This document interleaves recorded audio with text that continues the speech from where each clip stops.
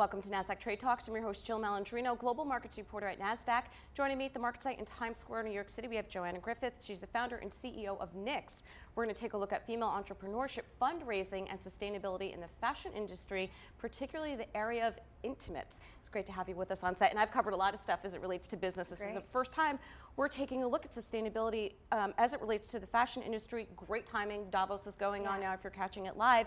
Fashion industry is responsible for a significant amount of global carbon emissions. It is. It's about 10%, and it's also the second highest contributor to landfills as well, fast fashion. Yeah, I mean, clearly global travel and fashion production also. Yeah, exactly. There's lots of things to do with the supply chain, and then I think we came out of a phase where it was all about fast fashion, it was all about buying things of the moment, and now we're seeing a shift into mindful consumerism. So people wanting to buy less and have them last longer and serve more multifunctional kind of purposes in their lives. I mean, we have an H&M right on the corner to the south of us, so certainly know what you mean about that, turning that fashion over quickly.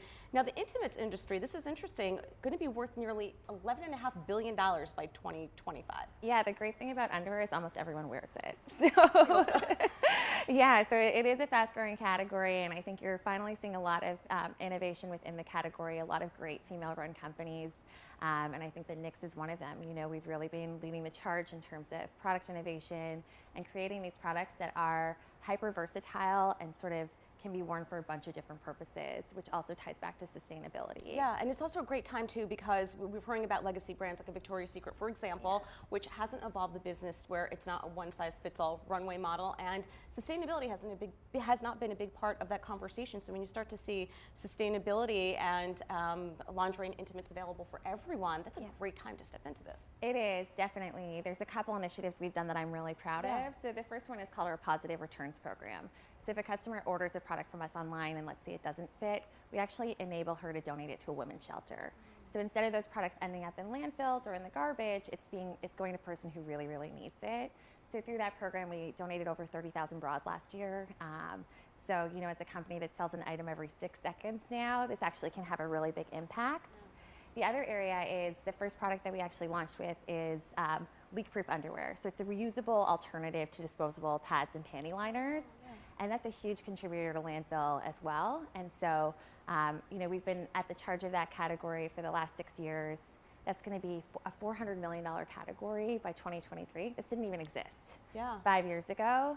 And being a leader within this space, we're now pushing actually for regulation as well, so that consumers can really have peace of mind as to how are these products made, what's going into them, what am I putting next to my skin, and having sort of confidence and peace of mind as this is an emerging category. That's so interesting that you say that because I wonder if cloth diapers will become a trend again because disposables. I think they totally will. I think you're starting to see a shift where it's just, I have a 9-month-old and it's a lot of garbage. Yeah. You know what I mean? So it's funny, those seem like small things, but if we all did them, it would have a really, really big impact on the environment and on our future. Yeah, I mean, we just, at Nasdaq, January 1st, we have no more disposables in our kitchens across the globe, and we all have our own cups and no plates now, and it's amazing to see the how much less we contribute to our garbage, even just less than a month. But let's get back into female entrepreneurship because you are in a high barrier to entry business, and there are very well-established intimate brands out there. Tell us what that process was like. I think in the early days, especially coming out with a product that hadn't existed before, where there wasn't a proven market, it was challenging. 2013, when I launched the company, the investment community was still very much male-dominated, and oftentimes when I would pitch the business, you sort of would get a focus group of one. So the partner might say, let me ask my associate or my secretary or my wife or my sister what they thought of this product. Now that we're more established, I think our track record is speaking for itself. Obviously there's product market fit, and so, but certainly when you're first getting started, I think it can be a real challenge. What I love though is that I think you're seeing so many incredible female founders that are starting companies and businesses that solve real problems that often have been overlooked. And that they're really taking a stand for sort of what it is that women need. Yeah, it's really interesting. I've had a number of sustainability companies on, and the majority of them have been women, especially in the travel space.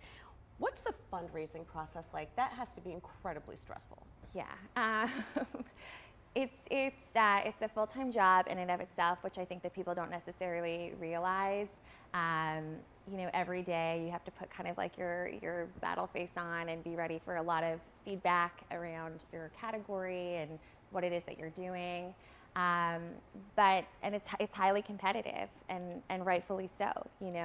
I think a lot of companies can be created and can emerge, but there's only so many that rise to the top. There's only so many that we're going to see on the ticker. You know what I mean? And so, you really have to know your business. You really have to know your numbers. You have to have a strong plan, a fantastic team.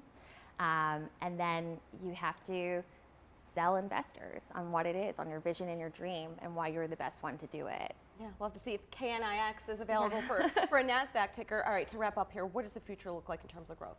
For us, we're hoping to grow 50% this year. So right now we're selling a product every 6 seconds. So let's cut that guy in half. And we just recently expanded into retail stores, so we'll be expanding our retail footprint as well this year. Oh, that's really interesting to hear the brick and mortar versus just everything online. So you're finding success in brick and mortar? We are. We just launched our first 2 stores back in Q4, and they're performing really well. So it'll be part of our strategy going forward. All right, that's great. Thank you so much for joining us. Thanks so much for having me. And thank you for joining me on Trade Talks. I'm Jill Malandrino, Global Markets Reporter at Nasdaq.